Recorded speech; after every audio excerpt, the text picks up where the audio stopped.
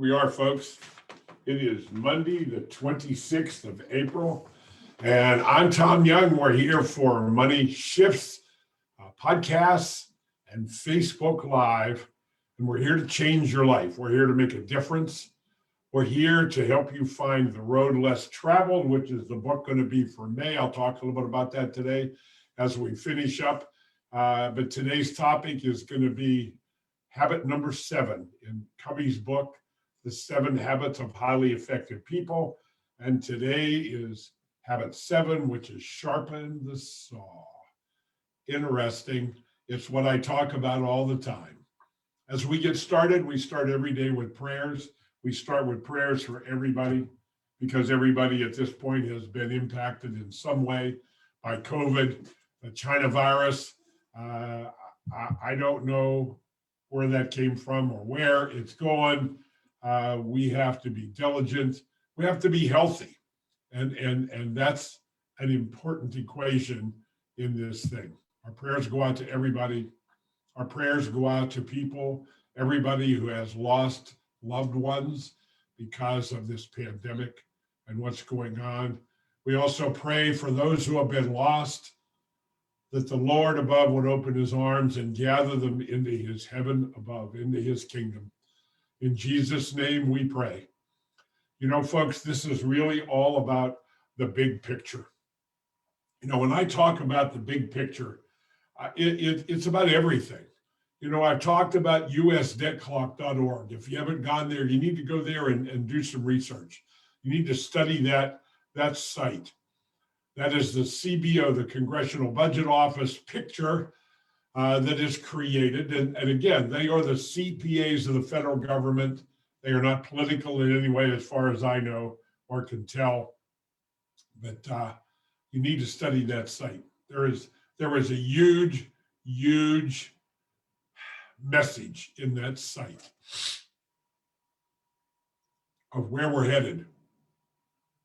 Sooner or later, that monster is going to get loose. They're not going to keep it. They're not going to be able to keep it in a cage forever. And sooner or later, the monster is going to get out. And when the monster gets out, it could be hyperinflation. And we have never really experienced hyperinflation before. Although it was close in the 80s. I remember in 1980 or 1981, we had 15.6% inflation.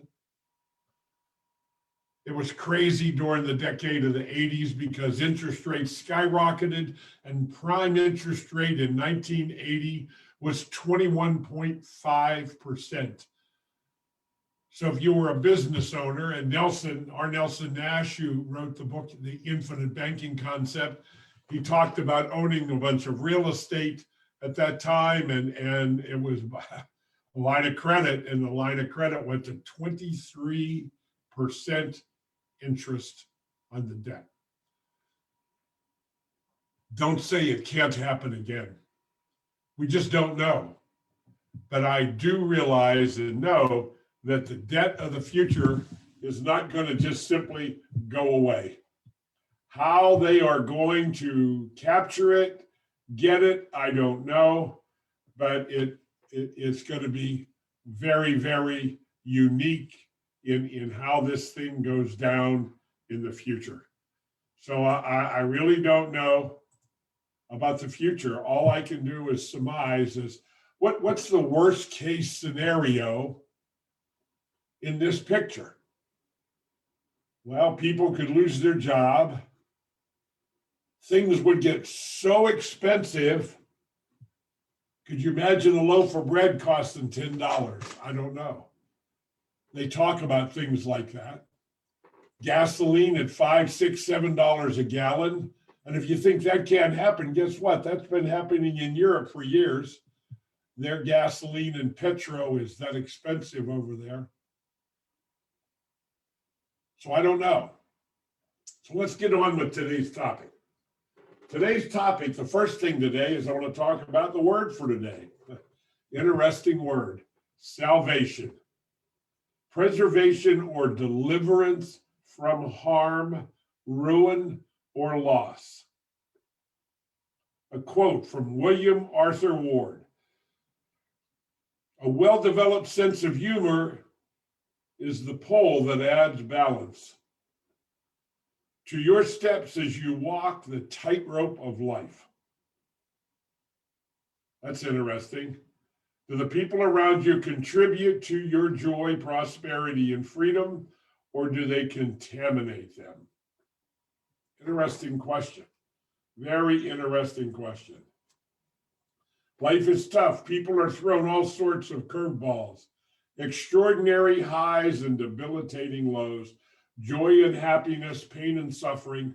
Life is also too short to take yourself too seriously. Laughter is the best medicine. Humor is salvation during tough or trying times. And the most effective leaders know how to laugh at themselves.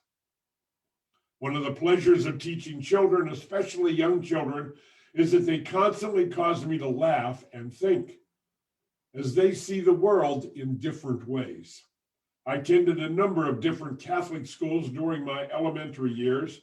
We can often discuss later the date why I attended a number of them. At one particular school, all of us kids up in the cafeteria, lined up in the cafeteria for lunch one day. At the head of the table was a large pile of apples. Sister Karen had made a note and posted it on the apple tray. "Take only one, God is watching." Moving further along the line, the lunch line, at the other end of the table was a large pile of chocolate chip cookies. One of my classmates, Casey, had written a note that said, "Take all you want, God's watching the apples." I thought that was kind of cool. I had to share it with you. As I look at this, and we look at today, the beginning of a new week, and next Saturday will be the 1st of May. So we're already 4 months, a third of the way through the new year. What is your plan for the year? Did you sit down this morning with a pad and a paper and write out 3 things that you were grateful for? We need to have an attitude of gratitude in our lives. If we simply are pessimistic all the time and look at the challenges that we've had and refer to them as the bad things that have happened to us, the worst challenges in life sometimes are the biggest stepping stones to understanding, to success, to finding a new way. We talked about the dead clock and what's going on, and that's what this 7th habit is. This 7th habit is really about sharpening the saw. Sometimes when I consider what tremendous consequences come from little things, I am tempted to think there are no little things. Bruce Barton. Suppose you were come upon someone in the woods working feverishly to saw down a tree. "What are you doing?" you ask. "Can't you see?" comes the impatient reply. "I'm sawing down this tree." "You look exhausted," you exclaim. "How long have you been at it?" "Over 5 hours," he returns, "and I'm beat. This is hard work." "Well, why don't you take a break for a few minutes and sharpen the saw?" you inquire. "I'm sure it would go a lot faster." "I don't have time to sharpen the saw," the man says emphatically. "I'm too busy sawing." That's really what habit 7 is all about. When we look at mental, physical, social, emotional, and spiritual, there are 4 areas of our life that are all integral with each other. We need to work at all of these areas of our life. You know, I look at myself and just a little bit of a story. And when I look back on my life, and I go back to when I was 38 years old, that's a while ago. Okay, that's almost half ago of where we're at. So I look at that and say, all right, at 38 years old, my mother passed away. She died in September of 1986. I was very close to my mother. I had 2 brothers, and one was 8 years older than I am, He's still alive today. And my older brother was 9 years older, and he has since passed away a couple of years ago. But at 38 years old, I weighed around 240, 250 pounds, and I had been on every kind of diet that you could conceive of with very little luck. I smoked 2 packs of cigarettes a day, and I look back at that, and I was nailing nails in my coffin every day in what I was doing. My mother passed away, and from September when she died to the end of the year, I ate my way through the holidays that year, topping off at a weight of 285 plus pounds by Christmas. I looked in the mirror in my nakedness and made a decision and a promise to my mother. See, my mother was very, very obese, died a very miserable death at age 62. She had had a stroke, and because of her size and obeseness, she couldn't be rehabbed. There was just problem after problem after problem. So my experience of seeing and watching her die had a huge impact on my life. So I made a decision, and I went on a diet, and I started, but it couldn't be just a diet. It had to be exercise at the same time. So I joined a local gym, who has since, he went bankrupt after a while, but once I had created the habit of exercise, I've hung on to it all of these years, even to today. And I work out almost every day today. So in January of 87 to August of 87, I lost 60 pounds and wavered around 220 to 230, which still is quite overweight. And all the years since then, I fought it and fought it. And eventually in 2011, I was so frustrated with working. I had a heart attack in 2006. I was 100% blocked in my right coronary artery. And God parted the waves that day. That was the day that I found out that I was on a journey. That was where my belief came to be that day. Because that was April 11th, 2006. I know the date because it was a day before my wedding anniversary. I was doing a kickboxing workout in my basement, and the elephant sat down on my chest, and I could not breathe. I was in the basement. I crawled up the steps into the kitchen, and I said, well, I'm getting dizzy now, so maybe if I sit down on a chair and put my head down, I'll get better. It didn't help. I mustered all my strength and hollered for my wife to bring the car keys. She took me to the hospital. So at 8:30 in the morning, we arrived at the medical center, which is now the Heritage Valley, which is a major metropolitan hospital here. And I never thought of it at that day, but I walked into the hospital that day and I talked to the triage nurse and told her what was going on. Actually, it was a guy. Told him what was going on. He picked up the phone, called. He says, look, I got the real deal out here. Send out a chair immediately. So they put me in a wheelchair and I was gone. All of a sudden, I'm in a room. They've taken my clothes off. They've got an IV in my arm. And my wife, they shoved her out of the room. I remember the question that the doctors asked her, did I have a living will? Interesting question. So obviously it was quite serious, and I blacked out after that. I don't remember anything else till I opened my eyes and I was laying on my back, and there was a doctor. His name was Dr. Rich, and he was in the heart cath lab, and they had done a heart cath, and they had put a stent in my right coronary artery. And he showed me on the screen, and he showed me where my artery was 100% blocked and the blood flow had stopped. He says, if you would have taken another 5 to 10 minutes to get here, they wouldn't have needed to bring you. So I knew at that moment I had beat the Widowmaker. But what I also found out is when I walked into the emergency room that morning, there were no other patients there. I got all 3 or 4 doctors that was in the emergency room and the half a dozen nurses. I mean, I got 100% of their attention that morning. I've told this story to a number of doctors that I have met since then and that are clients of mine, and they said they cannot understand how an event like that could happen and there would be no one else at the hospital in that emergency room at that moment in time. There was nobody waiting to go in, nor was there anybody inside being treated. When I dwelled on that for a while, I knew that was the day that God opened my mind, that there was something special in my life that he had for me to do.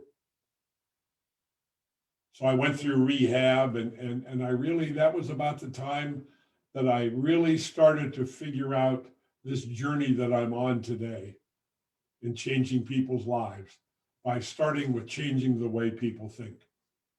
But you got to want to change. If you're completely happy with where you're at and what you're doing, God bless you. But I find more often than not, people are searching. A lot of people have given up. They feel very stuck in what they're doing. They are not convinced that they can make a difference. Every human being that was born, when you were born, there was a problem solved. And in that process, you are here today. We're going to talk about that this week. We're going to talk about your unique ability, and we're going to talk about some methods and that on how to find it, how to find your way, so that you too can make a difference in other people's lives, because it's really about the contribution that everybody can make to society as a whole. It takes collectively. Remember that synergism stuff I talked about? All of us collectively create a bigger, more valuable whole as a country, as a society. God bless. Get my new book, The Family Money Farm, The CFO Project. You can get it at Barnes & Noble, Amazon, any of the big booksellers. You can go to cfo-project.com right here. Put in your name and email address. You'll instantly get a download and a link to download and copy my book, The Family Money Farm, The CFO Project. I challenge you, if you really want to grow, go online. You can find the book, Think and Grow Rich, for free. There is no excuse that I can't afford $6 or $8 or whatever you would pay for a book, because you now have access to it for free. It's all about thinking, folks. It's about thinking. How we think. Good, bad, and different. Remember, everything that exists, other than what God created naturally, came out of somebody's mind who was thinking. You need to practice thinking. You need to exercise your thinking muscle between your ears. And you need to develop an expectation in your life that you can make a difference. I believe in you. I know you can change. I know you can become. I know you can learn more. It's so important you do, because of those that follow behind us. We need to be the example for everybody else. God bless. We'll see you here tomorrow at noon.